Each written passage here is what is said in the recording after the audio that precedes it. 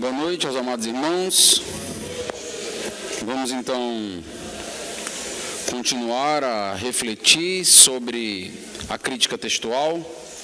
Nós temos pensado a crítica textual, entendendo seus horizontes mais antigos, até agora a chegada dos críticos da atualidade, e chegamos em Bart Ehrman.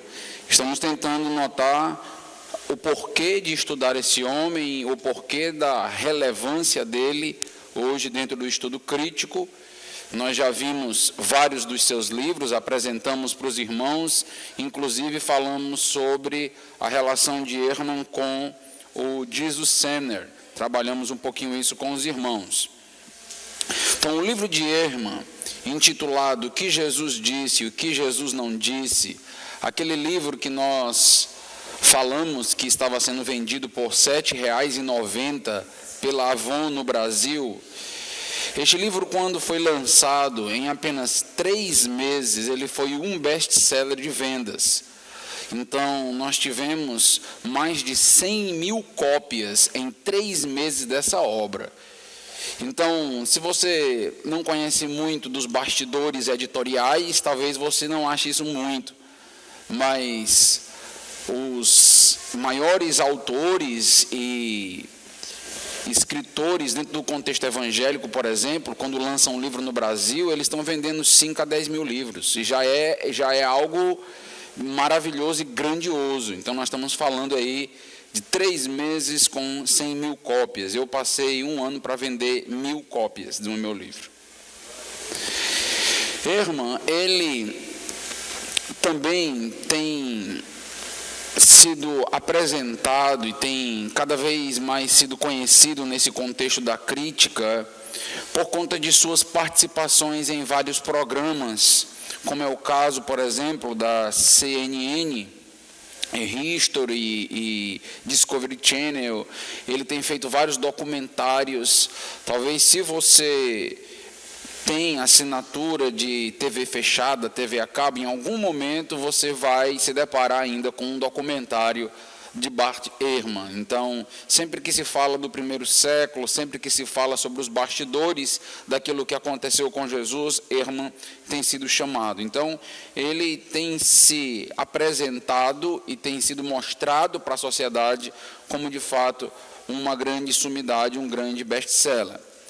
Será que todo esse sucesso de Ehrman está apenas em sua abordagem da crítica popular? Lembra que eu falei para os amados irmãos que o Daniel Wallace aponta que, além de toda a titulação de Bart Ehrman, ele conseguiu a proeza de escrever crítica textual para os leigos, escrever crítica textual num nível que os leigos pudessem compreender. E isso já é uma grande proeza. Mas será que, de fato, todo o sucesso dele está ligado a esta venda para os leigos? E não é bem assim. Os muçulmanos têm uma grande parcela de contribuição no sucesso de Bart Ehrman e uma influência na crítica textual. E eu quero dizer para os amados irmãos que crítica textual também tem a ver com finanças, com abastecimento econômico. Então, são livros que precisam ser vendidos, são bolsas acadêmicas que precisam ser preenchidas. E Bart Ehrman, então, ele vai trazer uma grande contribuição aí para o meio islâmico, e o meio islâmico vai contribuir financeiramente com Ehrman. Existe um livro deste homem, Ava, Lázaro e a Fé. Ele vai falar sobre como os mundos se entrelaçam, os entrelaçamentos do mundo islâmico com o criticismo bíblico dentro do contexto medieval. Então, a crítica bíblica moderna é defendida como tendo suas raízes dentro do contexto do islamismo medieval. Isso aqui é muito importante, porque quando a gente vai falar de criticismo bíblico, normalmente nós não pensamos que o islamismo influenciou ou contribuiu com tudo isso. Mas, de fato, há uma ligação do islamismo com o criticismo bíblico. Por isso que nós precisamos atentar e entender para as suas conclusões. Então, o Stanley Porter, ele escreveu um livro, ele escreveu esse dicionário sobre criticismo bíblico. Esse dicionário tem se tornado aí um livro clássico para aqueles que estão trabalhando com criticismo bíblico.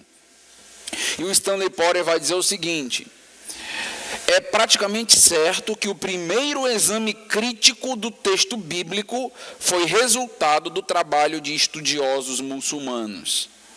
Então, tudo começa dentro do mundo islâmico, dentro do contexto muçulmano. O grupo islâmico se tornou, assim, um grande nicho de mercado para as obras de Bart Ehrman, para as obras da nova crítica. Por quê? Porque Bart Ehrman vai contribuir com toda a apologética do criticismo. Para a mente muçulmana, se a Bíblia, então, contradisser o Alcorão, então você já deve imaginar quem deve cair, quem foi deturpado. Logicamente que a adulteração vai ser nas escrituras sagradas do cristianismo. Então, este é um argumento clássico dentro do islamismo. O islamismo sempre bateu nisso, que de fato o texto sagrado seria o Corão e que a Bíblia teria sido alterada, teria sido modificada no decorrer do processo histórico. A ideia de corrupção da ortodoxia de Ehrman acabou fortalecendo todas essas alegações que o mundo muçulmano islâmico já tinha.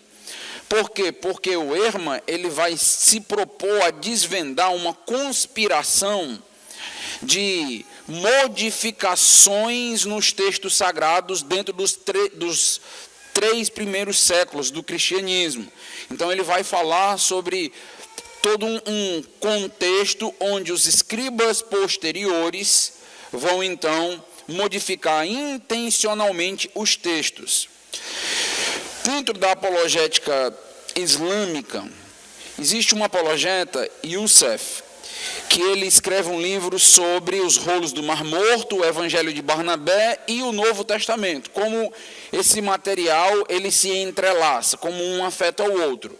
E ele vai comentar que Vítor Tunínesis, um bispo africano do século VI, ele relatou em sua crônica, em 566 d.C., que quando Messala foi um cônsul em Constantinopla, em 506, ele censurou e ele corrigiu os evangelhos gentios escritos por pessoas consideradas analfabetas. Preste atenção nisso.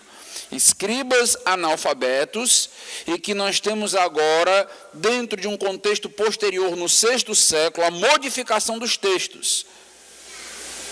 A implicação foi que os textos foram alterados e se conformaram com o cristianismo do VI século. Ou seja, o cristianismo até o V século é um, e o cristianismo do VI século é outro. Cada vez mais, os irmãos vão ler materiais de historiadores que vão estar falando sobre cristianismos e não mais cristianismo. Então, e dentro de um mesmo século, dentro de um mesmo período, você vai ter agora cristianismos. É exatamente isso que está sendo dito. Então, nós temos agora o cristianismo do VI século, e não mais o cristianismo dos apóstolos, não mais todo aquele legado. E tudo que nós temos é mediante correções, deturpações, feitas por esses escribas posteriores. Isto estava sendo argumentado dentro da apologia islâmica do VI século. Então, isso aqui não é novidade, isso é antigo. Para os muçulmanos, as alterações aconteceram a partir do VI século. Essa era a base utilizada. E aparece, de repente, um homem chamado Bart Ehrman, um cristão. Ele se identificou como cristão por muito tempo, então não seria uma argumentação de um contraditório, mas de alguém da própria casa, da própria religião cristã, se levanta e ele vai dizer o seguinte, ele vai começar a defender que as deturpações, as modificações não aconteceram no VI século, mas nós já temos alterações acontecendo no I século. E nós temos, inclusive, alterações acontecendo antes do texto ser escrito, antes da escriturização, no período da transmissão oral, já houve deturpação.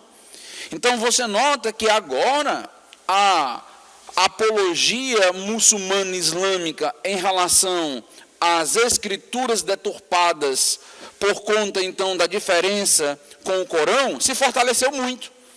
E você agora tem toda uma base de um ex-cristão comentando sobre a sua própria religião e reconhecendo que os textos foram alterados.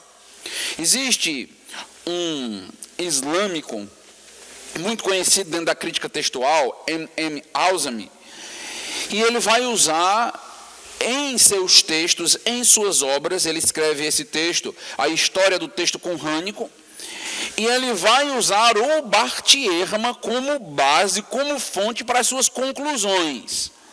Então, o que nós vamos perceber, por exemplo, de uma das citações aqui de M. Alzami, ele vai dizer o seguinte: alguns cristãos acreditavam que Cristo era homem e Deus. Outros disseram que ele era um homem. Ele está falando do contexto dos primeiros séculos e da confusão cristológica que existia ali.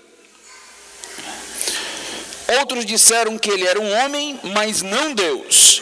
Outros alegaram que ele era Deus, mas não um homem. Outros insistiram que ele era um homem habitado temporariamente por Deus. Então, o que ele está levantando aqui são os tipos de cristianismos que existiam naquele contexto.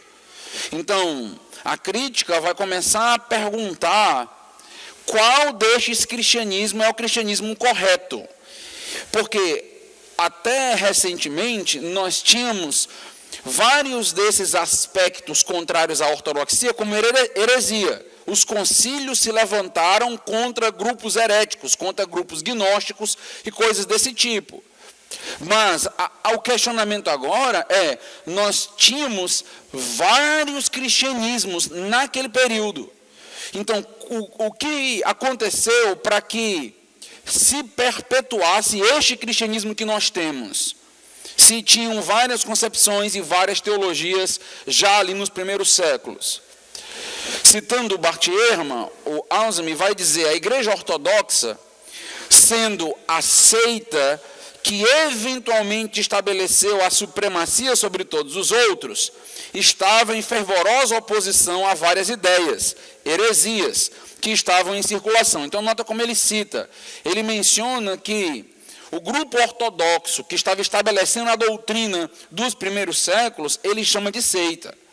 Ele diz: esta seita, ela se estabeleceu e ela, por sua força política, por sua força econômica, ela acabou estabelecendo o seu dogma sobre todos. Ela acabou definindo o que seria ortodoxia. Mas, na realidade, nós tínhamos várias outras ortodoxias na época. Então, o questionamento que você tem dentro da história crítica, ou do historicismo, é que existiam ortodoxias, não uma ortodoxia apenas, mas um desses grupos se fortaleceu e acabou abafando todos os demais grupos, fazendo com que nós tivéssemos a teologia que nós temos hoje e o texto que nós temos hoje. Ele vai falar, o Alzami, mencionando Ehrman. Entre eles, nós temos o adocionismo, a noção de que Jesus não era Deus, mas um homem. Nós teríamos o docetismo, a visão oposta de que ele era Deus e não homem. O separacionismo, que os elementos divinos e humanos de Jesus Cristo representavam seres separados. Em cada caso, esta seita se elevaria tornando-se a igreja ortodoxa. A seita se levanta e se torna a igreja ortodoxa. Corrompia deliberadamente as escrituras para refletir suas próprias visões teológicas de Cristo. Então, o que está acontecendo aqui, meus irmãos? Nós temos, naquele contexto, uma crise entre os mais diversos cristianismos, os pensamentos mais diversos, e esta crise não acontece apenas no estabelecimento do dogma, mas no estabelecimento do texto. Nota o que está acontecendo aqui. Então, não é simplesmente aquelas discussões dos concílios que nós estudamos na história da igreja, onde nós vamos pensar a respeito da pessoa do Senhor Jesus Cristo. Então, os concílios cristológicos que nós conhecemos. Mas não simplesmente isso. O que está sendo dito pela crítica é que os textos foram mudados de acordo com a convicção que as pessoas tinham. Então, elas tinham certas convicções sobre Jesus Cristo. Jesus Cristo, por exemplo, tinha duas naturezas. Ele era divino e humano. O que é que eu fazia com os textos que apontavam apenas para a humanidade e apenas para a divindade? Eu simplesmente fui modificando os textos a ponto de ter, então, um texto que fortalecesse o dogma dos vencedores. É o que está sendo aqui acusado. Vamos falar um pouquinho aqui sobre Ehrman. Vamos entender um pouquinho como ele lida com todo esse contexto, como ele lida aqui com a crítica. Então, Ehrman, ele não vai esconder o ponto dele de partida para as análises da Bíblia. Ele vai, então, mencionar e revelar isso. Ele vai dizer o seguinte no livro: quem Jesus foi, quem Jesus não foi. A maioria dos pastores nunca aprende no seminário como a abordagem histórico-crítica ensinada em um curso universitário pode ser relevante para a teologia. É uma pena, porque a crítica histórica pode ter importantes vantagens teológicas e elas devem ser adotadas e alardeadas. Ou seja, para Bart Ehrman, o método de estudar a Bíblia é o método histórico-crítico. E os seminários não têm adotado esta abordagem. E por não adotarem, eles estão acabando fazendo mal para a Igreja de Cristo. Eles estão trazendo dano para a Igreja de Cristo, porque eles não estão adotando um método acadêmico, um método reconhecido como científico. O Ehrman, ele é um professor de história antiga, ele é um professor de Novo Testamento, do século I, segundo e terceiro, e ele aplica o método histórico-crítico na Universidade da Carolina do Norte, nos alunos que trabalham com ele. Ele afirma o seguinte: durante todo o semestre, eu obrigo aos meus alunos a trabalhar arduamente, ensinando a abordagem histórica dos primórdios do cristianismo, em vez da abordagem devocional, com a qual a maioria deles foi criada. Então, percebe o que está acontecendo. Com essa linguagem de Ehrman, ele nos faz perceber, ou ele nos cria a ilusão de que nós só temos dois tipos de abordagem, ou dois métodos apenas. Nós temos o método científico, o método histórico, o método acadêmico, e por outro lado, nós temos o método devocional das Escrituras. E você tem que fazer uma escolha. Ou você fica com a academia, com a ciência, com o método histórico crítico, ou você se restringe, então, à abordagem devocional. Esse tipo de dualismo que o Bart Ehrman cria acaba restringindo os leitores e estudantes do Novo Testamento, e muitas vezes não se percebe que se trata de uma estratégia argumentativa e partidária, uma estratégia enganosa, que visa fazer com que aqueles que mantêm sua fé e continuam lidando com a Bíblia como revelação, eles possam ficar acanhados diante dessa pressão acadêmica que vai acontecer ali.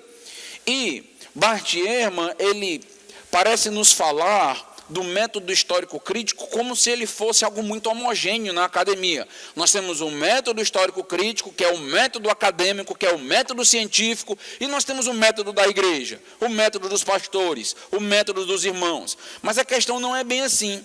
Nós temos um livro, esse livro aqui, ele é importante. A primeira vez que esse livro foi lançado, ele foi lançado em 1910. Nós estamos falando aqui daquele contexto onde o liberalismo estava muito forte, em Princeton. Então nós temos esse livro surgindo. Ele surge primeiramente em 12 volumes, e em 1917 ele é transformado em 4 volumes. No Brasil, ele foi transformado em 1 volume, só que não foi traduzido todo o material, só uma parte desse material foi traduzida para o português. Mas já é uma parte excelente, esse é um livro clássico. Então, nesse livro você vai encontrar o seguinte: o problema é que os próprios críticos históricos não concordam uns com os outros. Isso aqui é importantíssimo de você entender. Porque parece, na argumentação, nós temos os críticos, a academia, o método histórico crítico, e nós temos os devocionais para lá. Mas, na realidade, há um caos dentro da própria academia, onde eles não concordam entre si. Então, o que está sendo levantado aqui é uma realidade. Quando, porém, chegam aos seus resultados pretensamente corretos, nem mesmo 2 deles afirmam a mesma coisa. E as numerosas publicações criam uma leva de hipóteses controvertidas, autocontraditórias e naturalmente destrutivas. Então, a acusação é que nós não caiamos nesta argumentação de concisão, de homogeneidade no método histórico crítico na academia, porque isso não é real, isso não é verdade. O Hermes Maia, ele escreveu um livro falando sobre a metodologia da ciência teológica. É um livro muito importante para os seminaristas entenderem a metodologia para estudar teologia, é daquilo que nós estamos falando e conversando aqui. E ele vai dizer o seguinte nessa obra: a distinção, por vezes propalada, por exemplo, entre acadêmico e devocional. Quem falou isso? Ehrman. Exatamente essa divisão. Acadêmico e devocional. Acadêmico e confessional. Essa divisão é superficial, é imprecisa e é uma divisão ingênua. Toda produção acadêmica é confessional, isso é importantíssimo. Toda produção acadêmica é afetada por uma confissão, é confessional, tem um ponto de partida religioso, tem uma cosmovisão religiosa, como nós estamos falando aqui sobre naturalismo, materialismo, tem um axioma não provado. O que deve ser sempre analisado, independentemente do nome que lhe atribuímos, é a fundamentação teórica, o rigor da pesquisa e se as conclusões fazem jus aos documentos. Então, sempre que nós estivermos dentro do âmbito acadêmico e formos levados a este dualismo que é criado entre razão, fé, religiosidade, pesquisa, método devocional, método acadêmico, o que nós precisamos, meus irmãos, atentar é para a fundamentação teórica dos 2 lados. Nós precisamos fazer uma análise de todas as produções e de todas as conclusões dos 2 métodos. Nós precisamos analisar as conclusões, as documentações e tirar as nossas próprias conclusões. Se você já partir para uma análise de estudo bíblico, onde você coloca um destes métodos como um método superior, você já vai ter problemas com isso. Então, automaticamente, você já fez uma seletividade. Isso é muito problemático, principalmente se o ponto de partida do método não for cristão. Ehrman, ele vai afirmar que a verdade, ela tem sido escondida. Ehrman vai afirmar a verdade tem sido ocultada dos cristãos, porque talvez os pastores tenham medo de que, caso a pessoa no banco da igreja saiba o que os estudiosos disseram sobre a Bíblia, ela acabe tendo uma crise ou até mesmo perca sua fé. Então ele vem fazer uma denúncia aqui. Ele está afirmando que muitas das igrejas não foram honestas com seus membros. Muitas das igrejas não revelaram de fato as discussões críticas sobre alguns textos, não falaram sobre as dúvidas e as dificuldades dentro desta área. E ele está dizendo isto é desonestidade. Estão com medo de perder os membros, estão com medo de perder recursos na igreja, e por isso não utilizam um método histórico crítico e não são honestos com as dificuldades da academia. Nota que a acusação é bem séria, né? Ele afirma que não há com o que se preocupar, pois o Ehrman irá contribuir e ajudar a igreja. Se você até agora foi enganado, se até agora você não teve a oportunidade de lidar com a verdade, então não se preocupe. Deus está levantando um homem. Ele diz: tenho tentado fazer com que o estudo sério da Bíblia, estudo sério, ou seja, não temos estudado a Bíblia seriamente.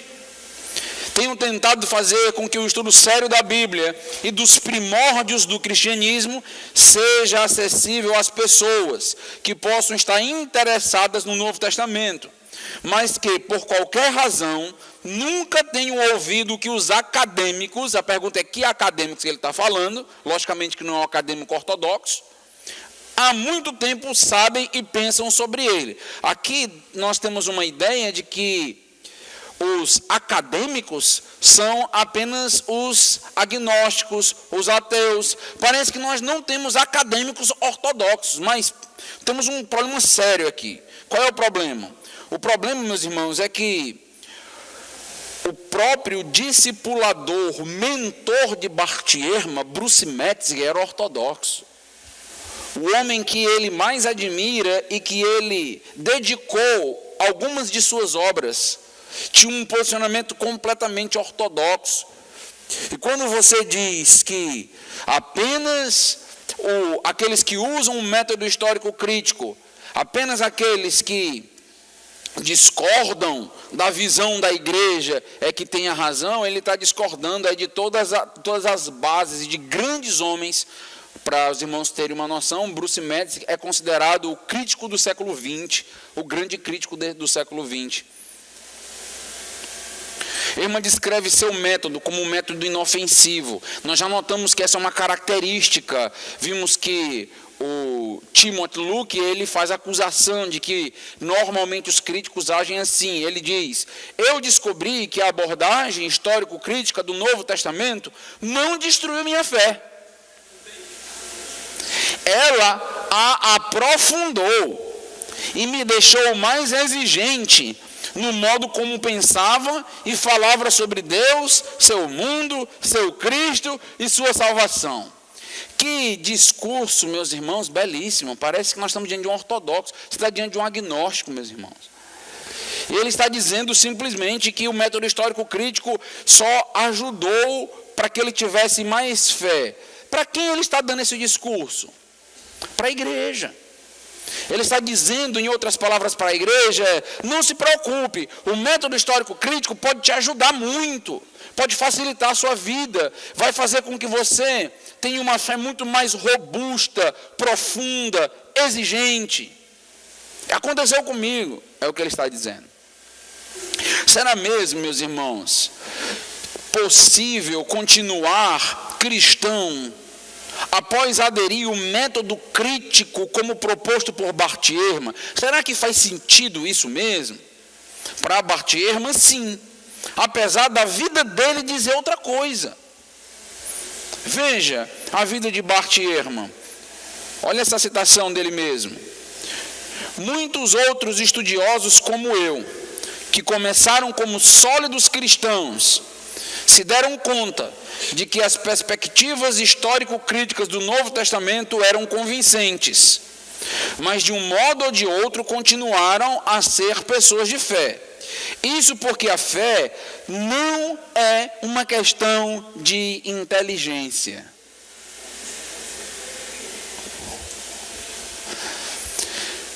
Se você achava que deveria amar a Deus de todo o entendimento, você está equivocado, você está errado.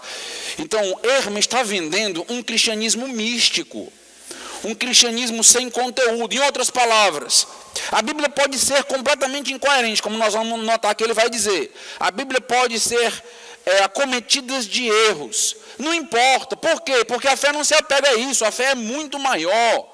A fé está ligada à espiritualidade. A fé está ligada ao agir sobrenatural do Espírito Santo. E não à revelação. E não à verdade.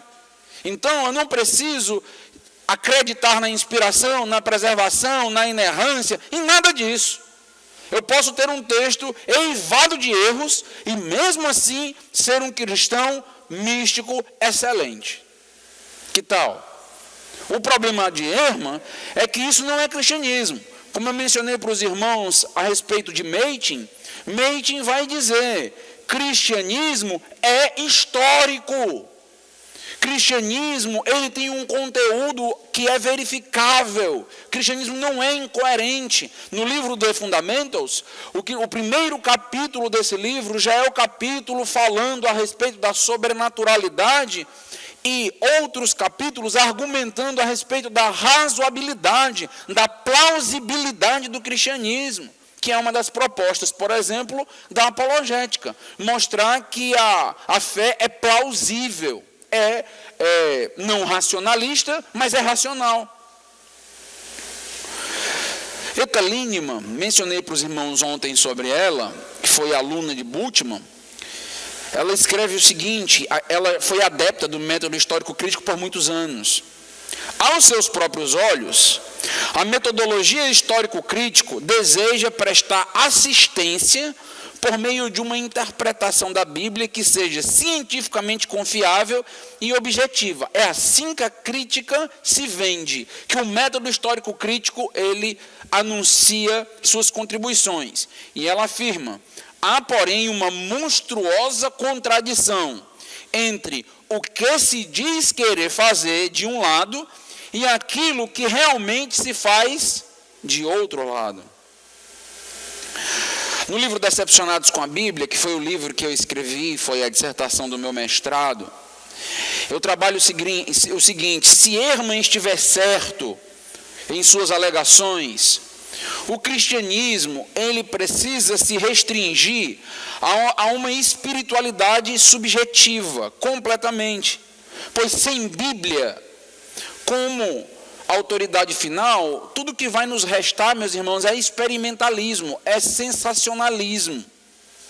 Apesar da proposta de Ehrman parecer ser um caminho excelente, parecer ajudar a Igreja de Cristo, propondo aí uma conciliação entre a ciência, entre o método acadêmico e a fé, é preciso entender que, ao concordar com as afirmações do método histórico-crítico e de autores como Ehrman, o leitor estará automaticamente abandonando as doutrinas como inspiração e inerrância.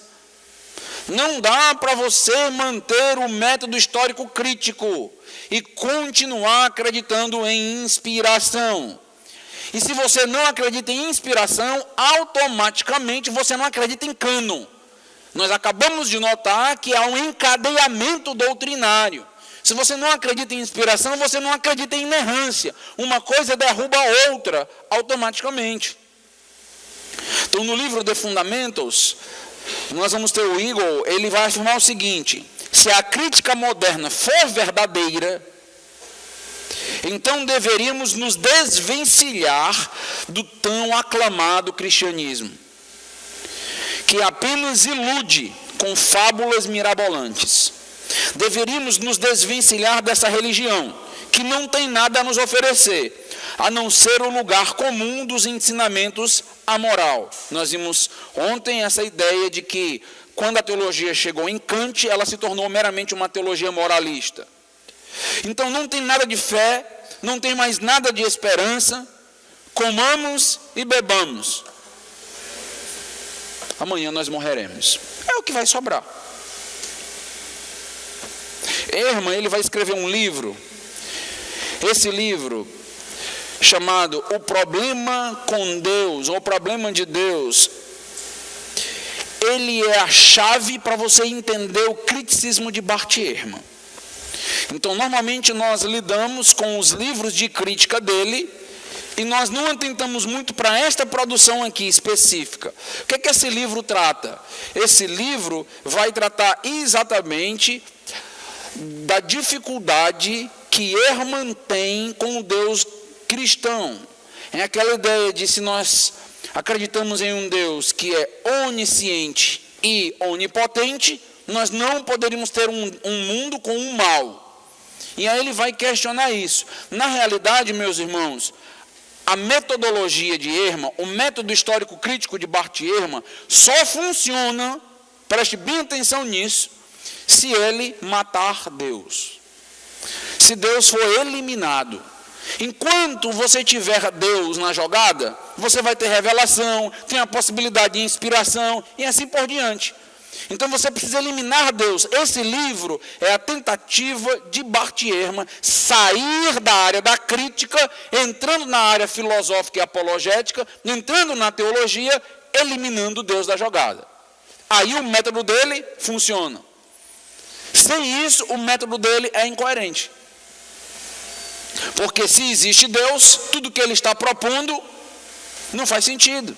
Porque existe de fato revelação, existe de fato inspiração e assim por diante. Aqui nesse livro é a tentativa de Ehrman de matar Deus e evidencia o coração de Ehrman aqui em relação ao seu método. Quais as implicações do método inofensivo de Bart Ehrman?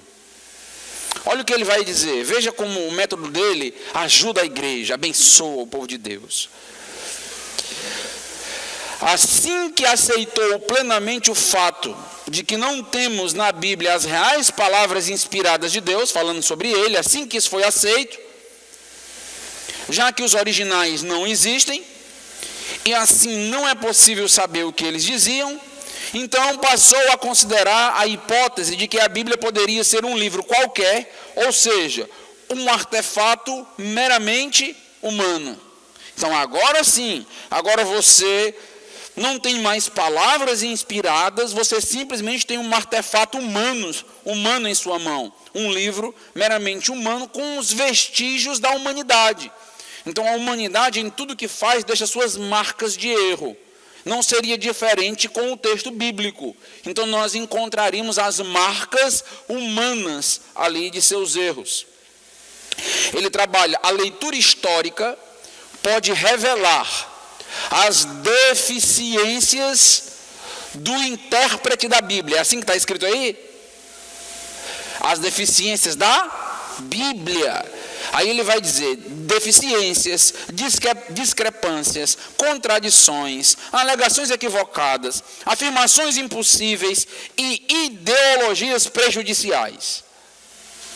O método histórico-crítico vai evidenciar, vai te mostrar, vai lançar luz, vai ser o holofote para que você perceba todos os erros e contradições que a Bíblia tem. Que tal? Que tal a ajuda maravilhosa que nós estamos recebendo?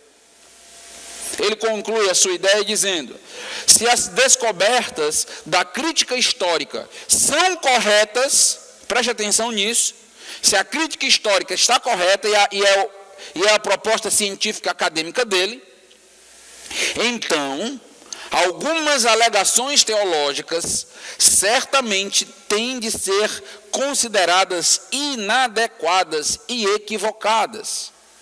Acho que seria impossível argumentar, Ehrman dizendo, que a Bíblia é um todo unificado, inequívoco em todos os pontos, inspirado por Deus de todas as formas. Você está vendo um ataque a todas as bases ortodoxas que nós acreditamos. É o mesmo ataque que aconteceu dentro do contexto liberal, mas agora com um refinamento da pós-modernidade. É isso que nós estamos notando. Ele vai dizer, há divergências, há discrepâncias, há contradições demais, formas alternativas demais de ver ao mesmo tempo, alternativas que com frequência contradizem umas às outras. Falando aqui a respeito dos próprios evangelhos que se contradizem. A Bíblia não é uma unidade, é uma enorme pluralidade. Nós poderíamos falar aqui sobre a pluralidade das Escrituras. Eu diria, você está certo com algumas coisas que você está dizendo, diria, a Bíblia é uma enorme pluralidade para o bem. Então nós temos de fato 4 evangelhos. Isso é pluralidade ou não? É. O problema não está com a pluralidade, está como você lê pluralidade. Na realidade aqui com o viés de pluralismo. Deus não escreveu a Bíblia, pessoas escreveram. Agora você está entendendo o método histórico crítico. Você precisa ler qualquer obra de um crítico que parte de uma metodologia histórico-crítica. Você tem que ler qualquer obra de Bart Ehrman com isso em mente.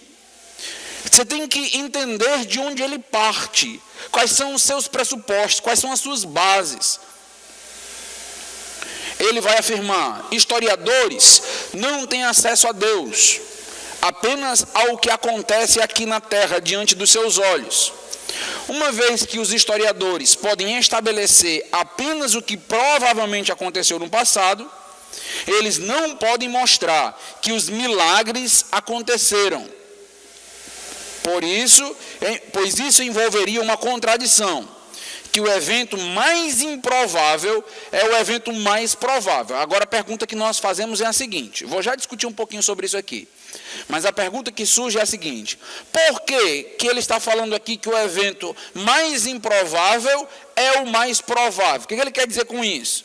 Qual é a base dele para falar de um evento mais improvável?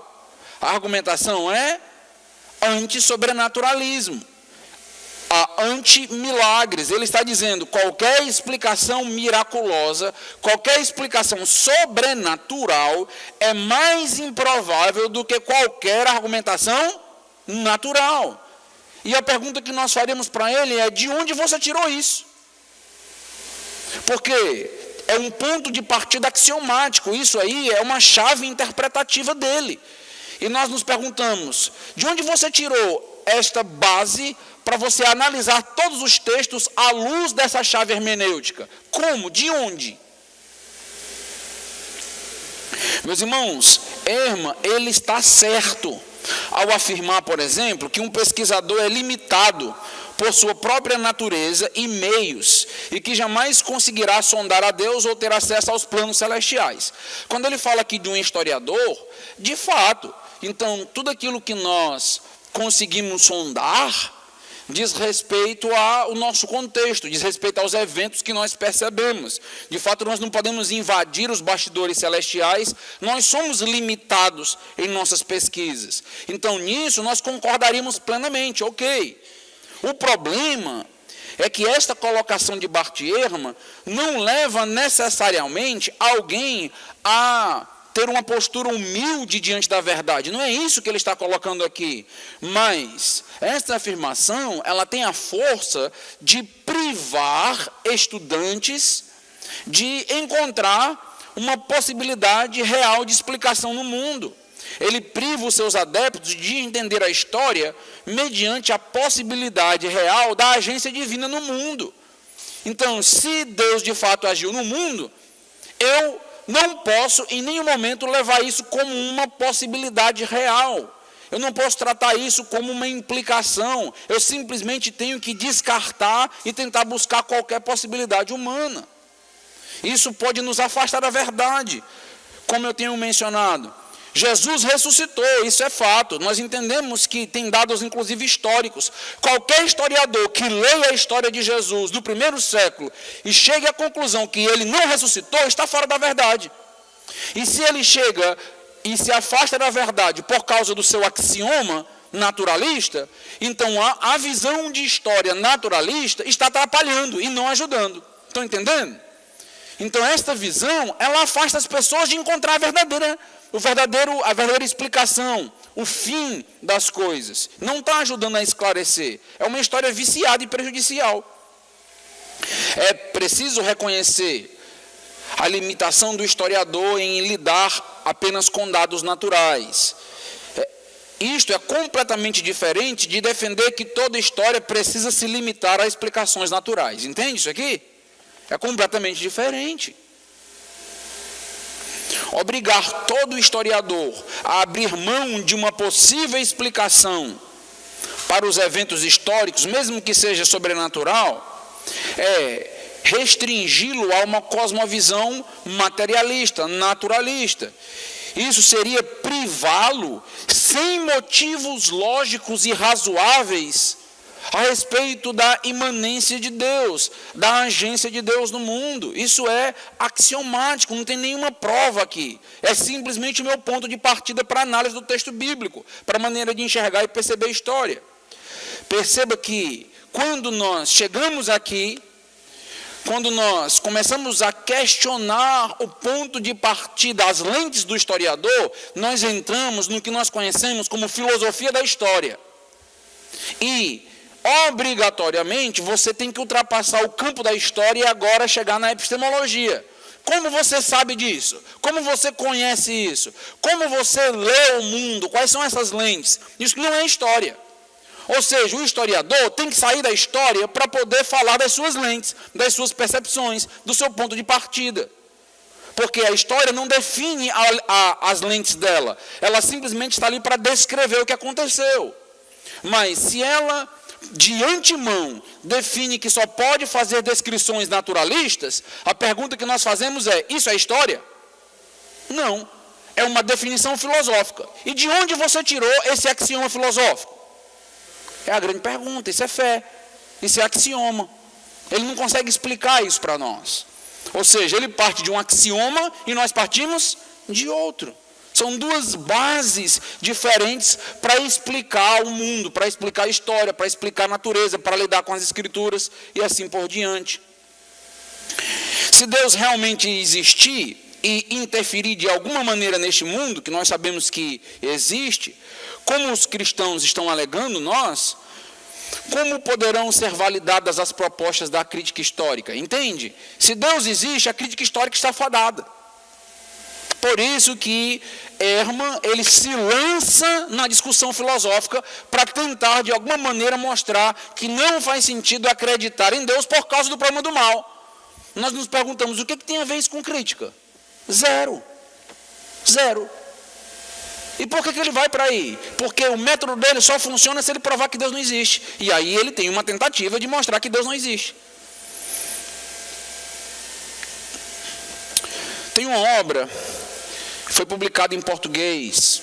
São basicamente 2 artigos que foram desenvolvidos dentro daquele contexto por Benjamin Warfield. A primeira vez que o artigo Inspiração apareceu na história foi em 1881.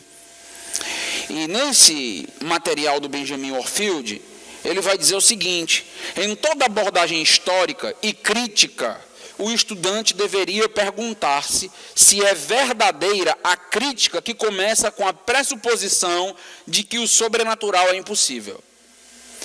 Toda obra que você for ler, de qualquer crítico, a primeira pergunta que você vai fazer é razoável começar pelo ponto de partida que elimina a possibilidade do sobrenatural? Certamente, ela prossegue com a tendência de fazer violência aos fatos. Sim, fazer violência. Porque se a explicação é sobrenatural e eu explico de maneira natural, eu estou fazendo violência aos fatos. Eu não estou acertando o alvo. Termina com a construção de uma quimera histórica gigantesca.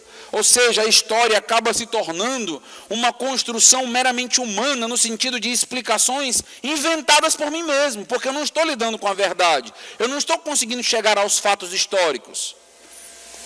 O capotamento de toda história está em jogo, sob uma base do nada etéreo. A história da crítica moderna é completamente manchada de preto, pois suas conclusões são previamente determinadas por um espírito cego para todas as evidências adversas. Por mais evidências que você mostrar, o que é que acontece? Se eu leio as evidências a partir de lentes que eliminaram a possibilidade de Deus, possibilidade da revelação, possibilidade do sobrenatural, eu nunca vou chegar a conclusões que você deseja que eu vá. Nunca vou conseguir chegar nisso. Trata-se de explicações humanistas, formadas apenas a partir da concepção de um universo fechado e mecanicista. Todos os dados precisam adequar-se a explicações exclusivamente naturais. É isso que tem acontecido na história. E o cristianismo, ele foi colocado dentro dessa caixinha de interpretar tudo de maneira natural. Então, a tendência é querer fazer do cristianismo uma religião natural, como aconteceu com o liberalismo. A metodologia proposta por Ehrman, eu acuso no livro Decepcionados com a Bíblia, não diz respeito a lidar cientificamente com as evidências históricas. Lembra que ele faz uma divisão entre método científico e método devocional.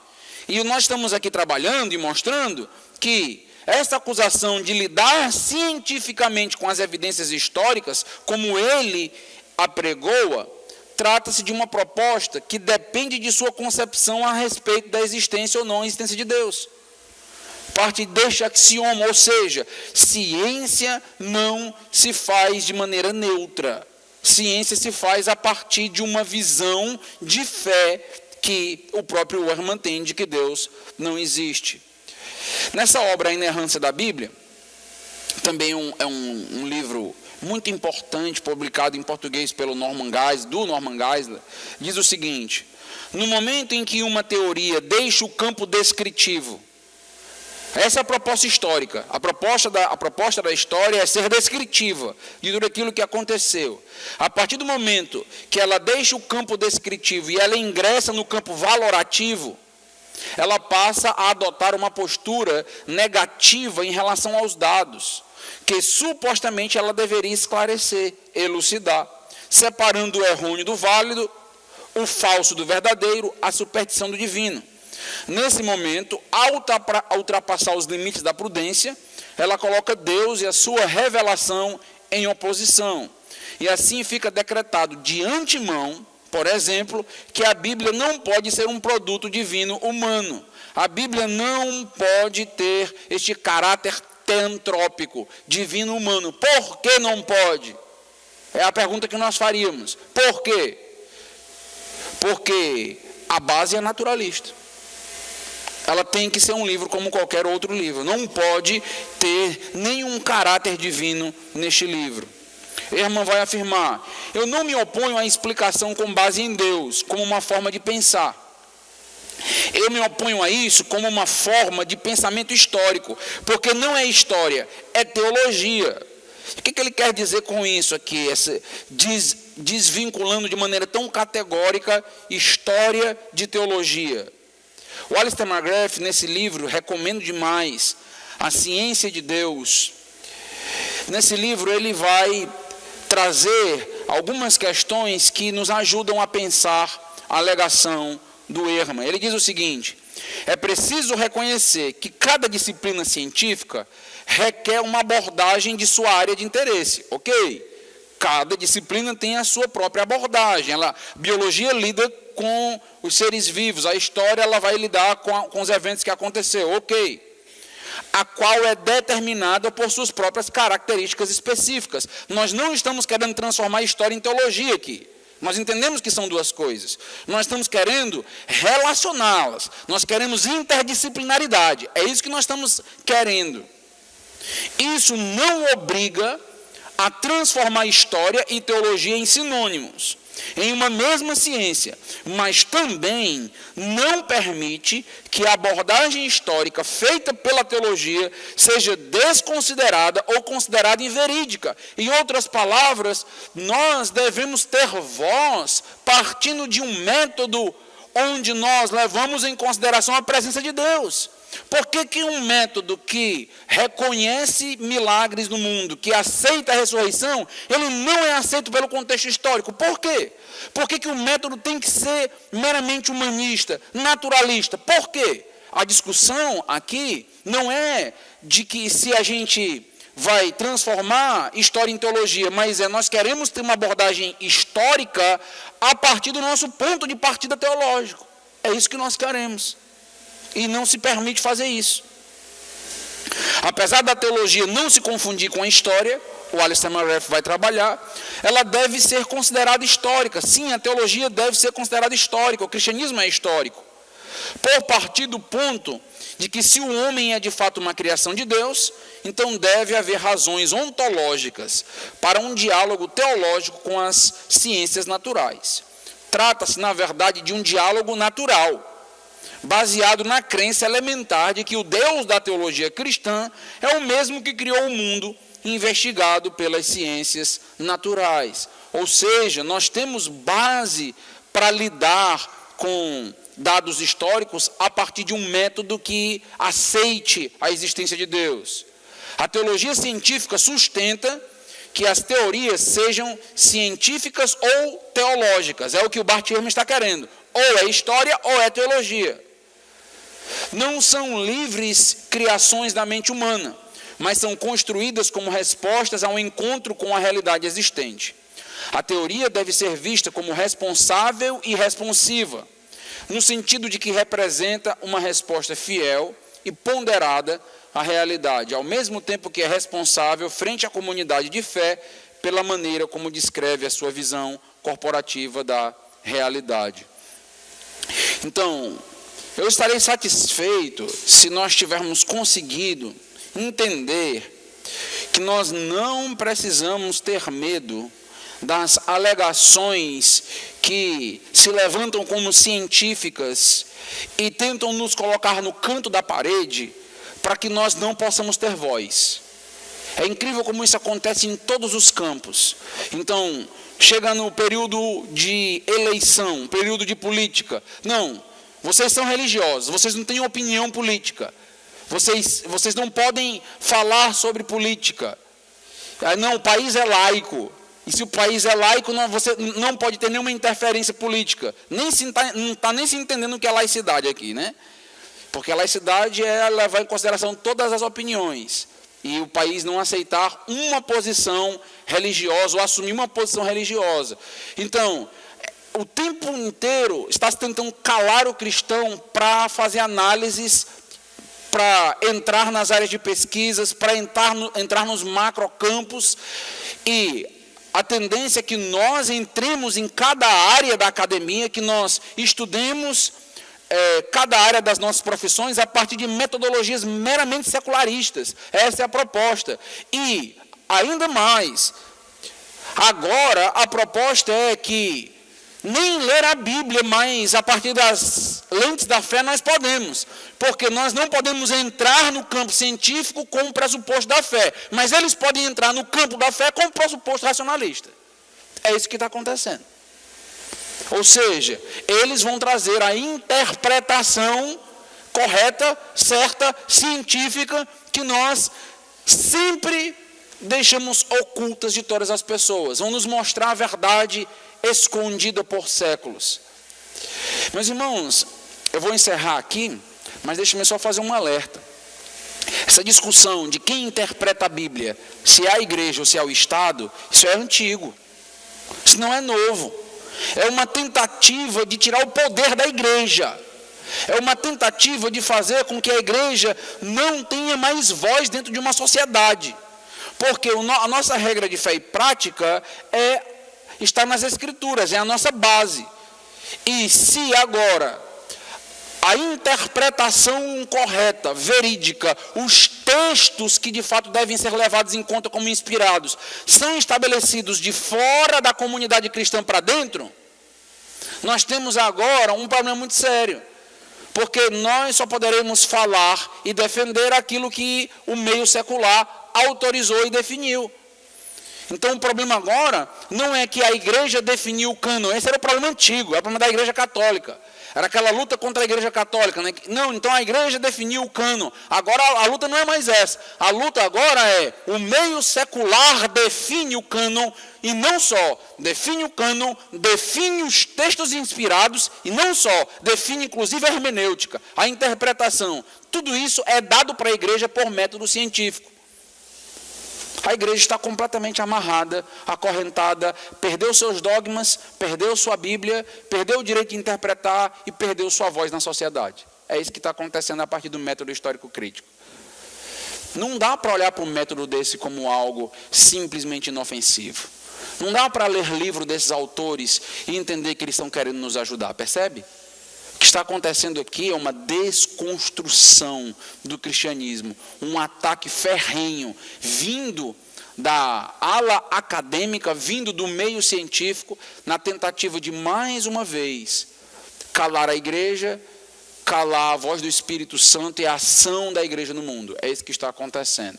Precisamos orar para que Deus continue nos dando a condição e a capacidade de mostrar para eles: nós não aceitamos os seus axiomas, nós não aceitamos as suas propostas, nós não aceitamos a interpretação anti-Deus, anti-sobrenatural que vem de vocês.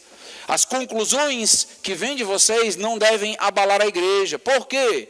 Porque a discussão é levantada a partir da eliminação de Deus. E nós partimos sempre da existência de Deus. Por isso que não há tanto diálogo assim. Não há tanto diálogo porque o problema deles, meus irmãos, está no coração. É um coração que obscurece a mente. Por isso que não há tanto diálogo assim. Precisamos orar. Mas não temer. Não ficar abalado ao ler um livro de um crítico e cético como este. Amanhã, se Deus quiser, nós vamos continuar desenvolvendo e trabalhando um pouco mais.